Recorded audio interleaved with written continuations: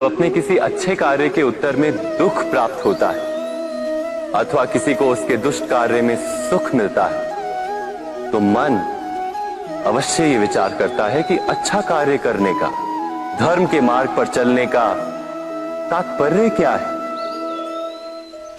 पर दुष्ट आत्मा को क्या प्राप्त होता है ये भी देखिए। दुष्टता करने वाला हृदय सदा चंचल रहता है, अकुलाता रहता है। मन में सदा नए नए संघर्ष उत्पन्न होते हैं। अविश्वास उसे जीवन भर दौड़ाता है। क्या ये सुख? जबकि धर्म पे चलने वाले, अच्छा कार्य करने वाले, सत् चरित्र व्यक्ति का हृदय शांत रहता है। परिस्थितियां उसके जीवन के सुख में बाधा नहीं बनती। समाज में सम्मान और मन में संतोष रहता है सदा। अर्थात अच्छा बर्ताव भविष्य में किसी सुख का मार्ग नहीं। अच्छा बर्ताव स्वयं सुखी, अथवा बुरा बर्ताव भविष्य में किसी दुख का मार्ग नहीं। अधर्म उसी क्षण दुख उत्पन्न करता है। धर्म से सुख नहीं, धर्म स्वयं सुख। परंपरा में धर्म बसता है और परंपराएं ही धर्म को संभालने का कार्य करती हैं, ये सत्य है। पर क्या केवल परंपरा ही धर्म है? विचार कीजिए। सत्य तो यह है कि जिस प्रकार पाषाण में शिल्प होता है, उसी प्रकार परंपरा में धर्म होता है। इस पत्थर में शिल्प है, ये पत्थर शिल्प नहीं। शिल्प को उजागर करने के लिए उसे तोड़ना पड़ता है, अनावश्यक भागों को दूर करना पड़ता है।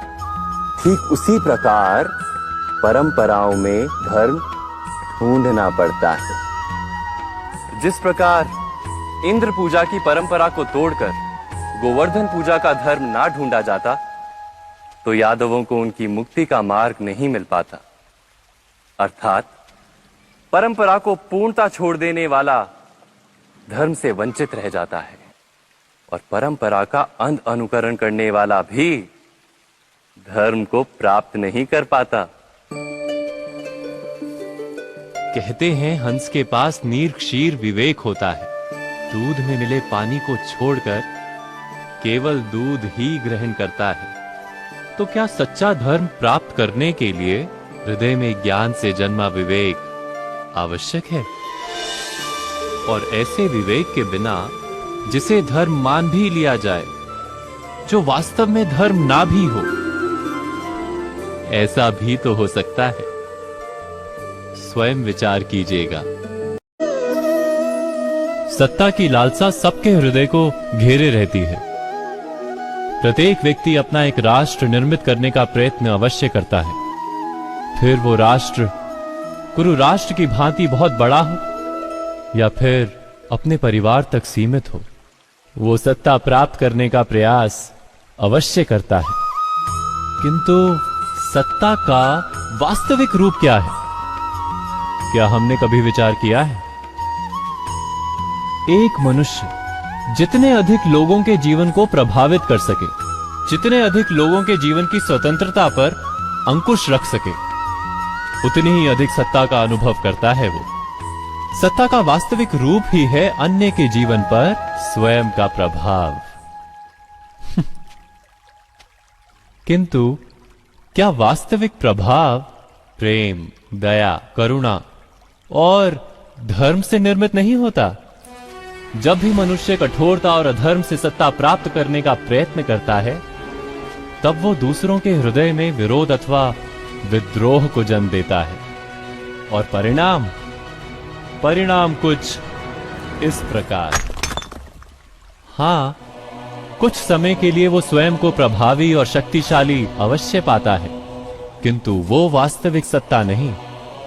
यही कारण है कि भृगु और वशिष्ठ जैसे ऋषियों की आज भी पूजा की जाती है, रावण और हिरण्यकश्यप की नहीं। इस पर तो आप विचार अवश्य करें। सत्य कहा ना, जो स्थिति अथवा वस्तु भय को जन्म देती है, क्या वहीं से वास्तव में दुख आता है?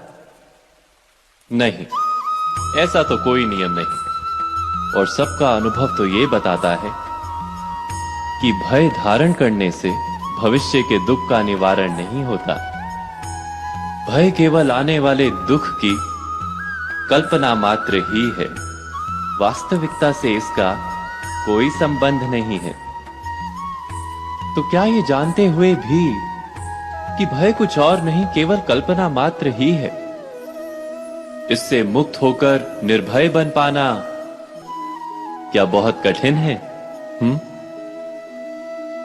अवश्य विचार कीजिएगा।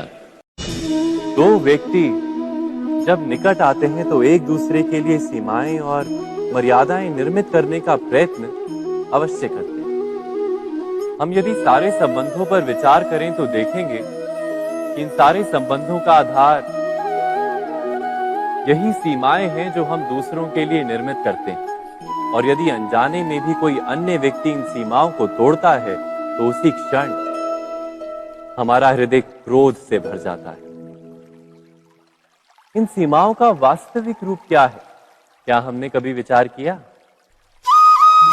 सीमाओं के द्वारा हम दूसरे व्यक्ति को निर्णय करने की अनुमति नहीं देते, अपना निर्णय उस व्यक्ति पर थोपते हैं, अर्थात किसी की स्वतंत्रता का अस्वीकार करते हैं हम।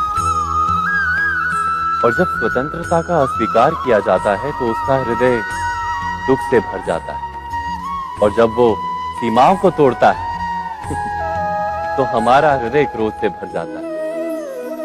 क्या ऐसा नहीं होता?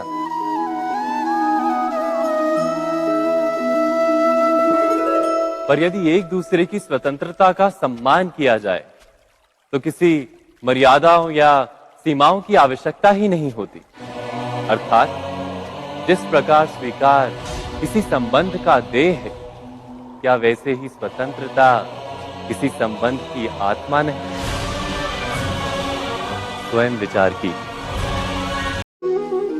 इस संसार में आने वाला प्रत्येक बालक संपूर्णतः संस्कार रहित होता है। उसके अंतर पर ना किसी अच्छे संस्कार के चिन्ह अंकित होते हैं, ना ही बुरे संस्कार के। अर्थात जन्म से बालक में ना कोई गुण होता है और ना ही कोई दोष। तो ये दोष अथवा गुण किस प्रकार प्राप्त होते हैं? क्या हमने कभी विचार किया है? जो बात माता पिता के मुख से निरंतर सुनी जाती है, वही बात उनकी संतानों के हृदय का संस्कार बनती है। जैसे किसी गांव में नदी तट तक एक पगडंडी बन जाती है केवल उस मार्ग पर बार बार चलने के कारण। अर्थात माता पिता के हृदय की इच्छाएं उनकी संतानों के हृदय का दोष अथवा गुण बनकर जन्म लेती हैं। क्या ये सत्य नहीं?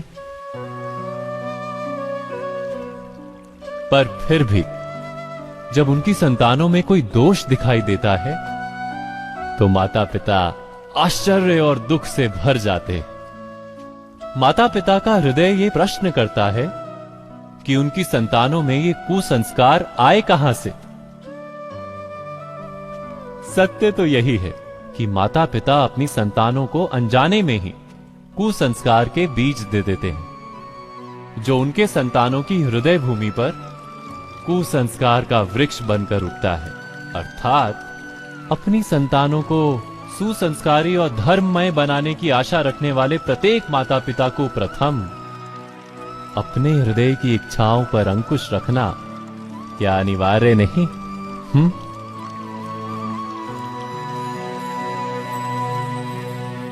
प्रत्येक माता पिता इस पर विचार अवश्य कीजिएगा।